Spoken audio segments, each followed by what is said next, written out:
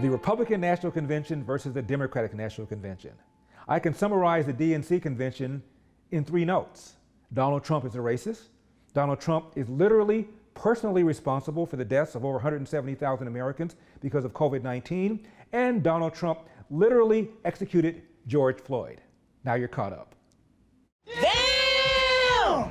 The RNC, by contrast, was lively, entertaining, upbeat, and made the case that Donald Trump deserves 4 more years. 4 more years! 4 more years! 4 more years! 4 more years! 4 more years! 4 more years! 4 more years! 4 more years! Now, if you want to really drive him crazy, you say 12 more years. Now, as for the DNC, I don't want to say it was dark, brooding, somber, and depressing, but it was dark, brooding, somber, and depressing.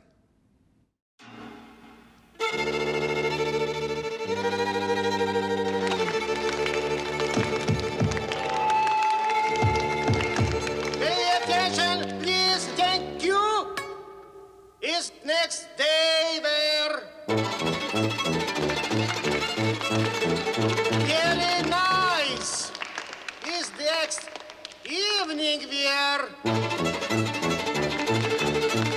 Very nice. RNC? America is not a racist country. This is personal for me. I am the proud daughter of Indian immigrants. They came to America and settled in a small southern town. My father wore a turban. My mother wore a sari. I was a brown girl in a black and white world. We faced discrimination and hardship, but my parents never gave in to grievance and hate. DNC. Over these past few years, America's body politic has been weakened. The divisions have been growing deeper. The anti-Semitism, the anti-Latino, the anti-immigrant fervor, the racism in Charlottesville, where the KKK didn't even bother to wear their hoods. Hey, boys, look what I got here. Hey, where are the white women at? RNC convention? He lived long enough to see his grandson become the first African American to be elected to both the United States House and the United States Senate in the history of this country. Our family went from cotton to Congress in one lifetime. And that's why I believe the next American century can be better than the last. DNC convention. Many of the ideas we fought for that just a few years ago were considered radical are now mainstream. Free stuff. Redistribution of wealth. Socialism.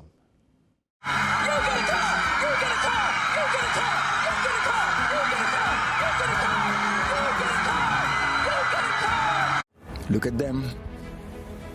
Listen to them. Learn the truth. Those false promises spread the wealth.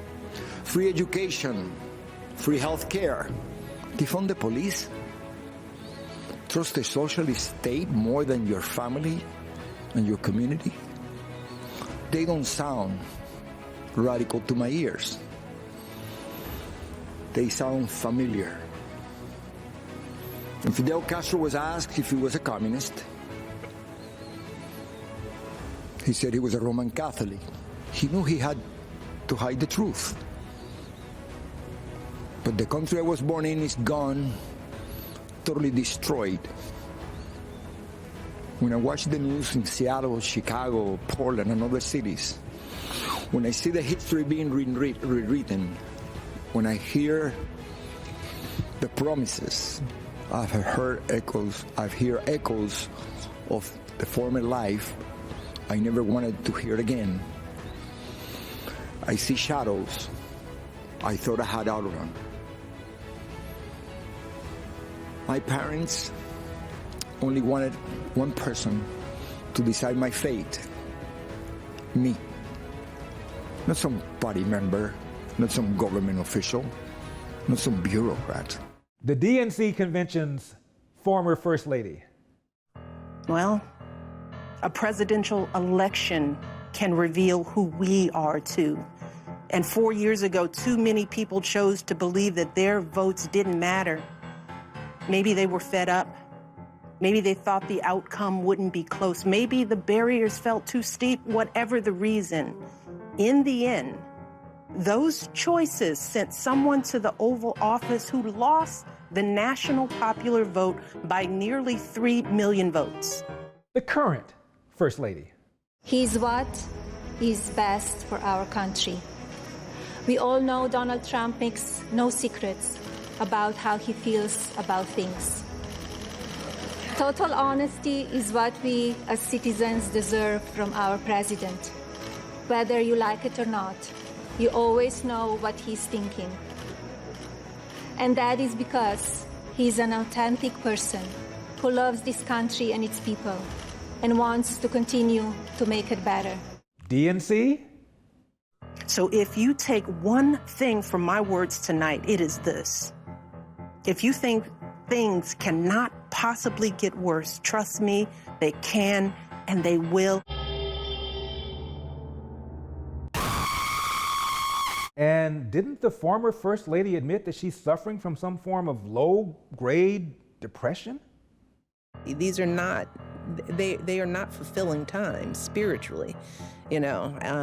So I know that I am dealing with some form of low-grade depression, not just because of the quarantine, but because of the racial strife and just seeing this administration, watching the hypocrisy of it day in and day out is dispiriting. RNC? I know many people are anxious and some feel helpless. I want you to know you're not alone. My husband's administration will not stop fighting until there is an effective treatment or vaccine available to everyone. Hey, even the fake news media was impressed. She expressed her deepest sympathies to all those who have suffered, the families who have lost loved ones, those who are still suffering, who are still ill. She promised that her husband would work for treatments and a vaccine to take care of everyone. It was an important statement on her behalf. DNC. 3 years ago, my beloved city, Charlottesville, Virginia, was attacked by white supremacists and a young woman was killed. We were attacked again when Donald Trump praised those racists, turning his back on a community that just wanted peace. That was the day Joe Biden decided to join this battle for the soul of America. Praise racists? Well, actually, CNN's Jake Tapper admitted months ago that that wasn't true. Now, elsewhere in those remarks, the president did condemn neo-Nazis and white supremacists. So he's not saying that the neo-Nazis and white supremacists are very fine people. RNC convention? I've known Donald Trump for 37 years, and I don't mean just casual ranting to him from time to time. I'm talking about a deep personal friendship. I watched him as an owner of a professional football team. Right after he bought the team, he set out to learn. He learned about the history of the team, the players, the coaches, every detail. Then he used what he learned to make the team better. I watched him in the boardroom. He can be in the middle of a big meeting, but if one of the kids was on the phone, he dropped everything to take the call. He taught me that the family should be your top priority. I watched him treat janitors, security guards, and waiters the same way he would treat a VIP. He made them feel special because he knew they were.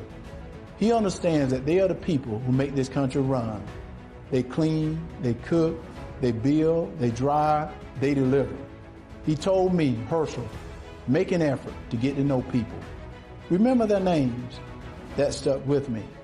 One time, I planned to take his kids to Disney World with my family.